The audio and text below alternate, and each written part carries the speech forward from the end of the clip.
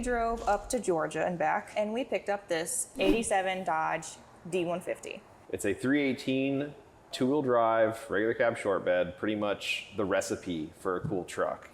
It's perfect. It has beautiful patina.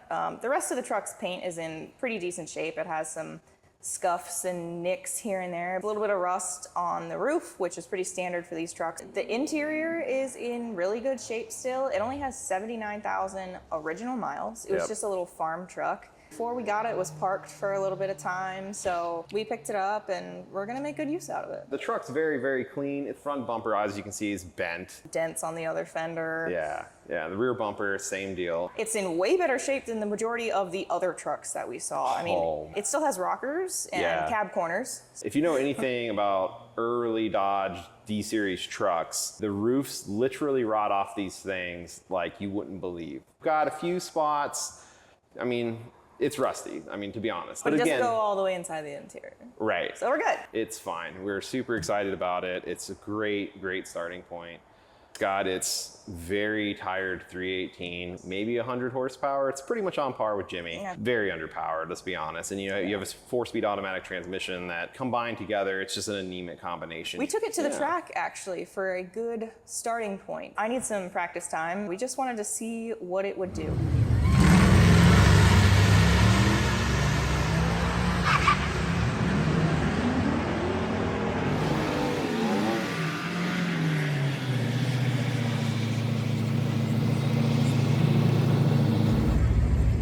First pass went like, what was it, 22.3 at 58 miles an hour. Didn't even get to like anywhere near highway speeds. And the second pass was 20.6, so knocked a decent amount off. And then the third pass. Set the world on fire with that one. 19.7 at 68? 68 miles an hour, almost hit 70. I could almost merge onto the highway. Which, by the way, it's probably the most awkward thing I've ever done. Sitting there in the burnout box, recording something for 20 seconds. We'll take it back when it's done and see what a huge difference we've made. So we've already mentioned that we have a bad habit of scrolling Facebook Marketplace, but we do actually have a reason for buying this truck. Yep.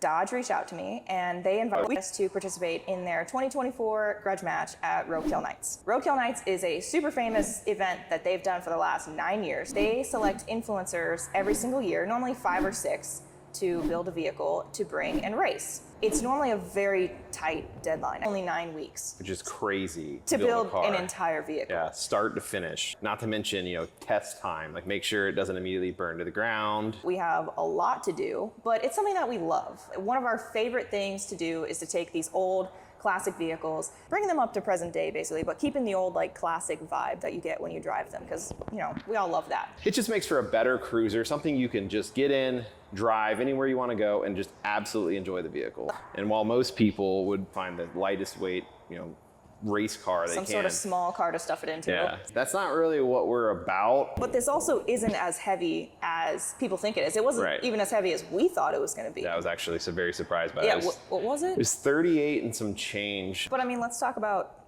Chargers. Exactly. Let's talk about Challengers. Exactly. I mean, they're well over 4,000 pounds. I think it's going to be a pretty aggressive competitor, and it's going to be a cool daily driver at the same time. Oh, yeah. Yeah, so this build is going to be very custom. I mean, it's not just something that drops in, doing some unique stuff. But other than that, it should be fairly straightforward, I think.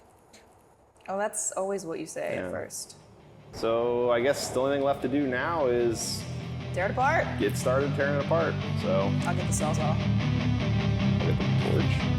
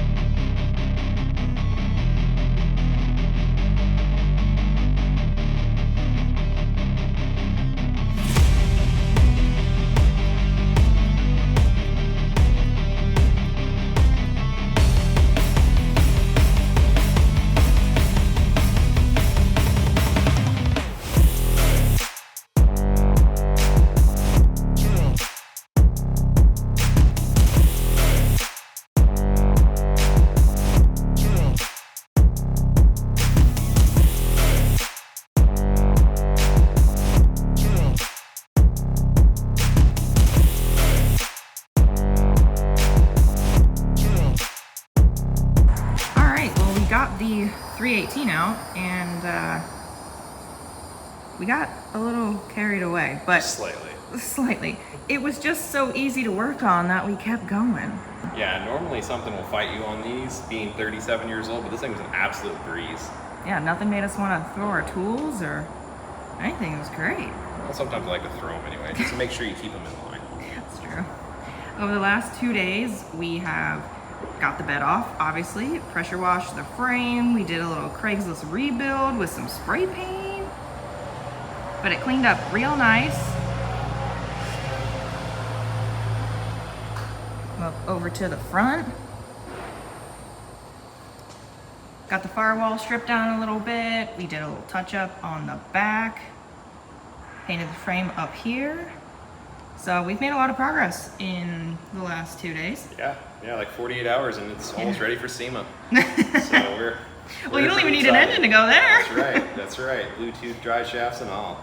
Say our next steps are probably getting the new engine mocked up. Yep. We may or may not have already got some mounts started.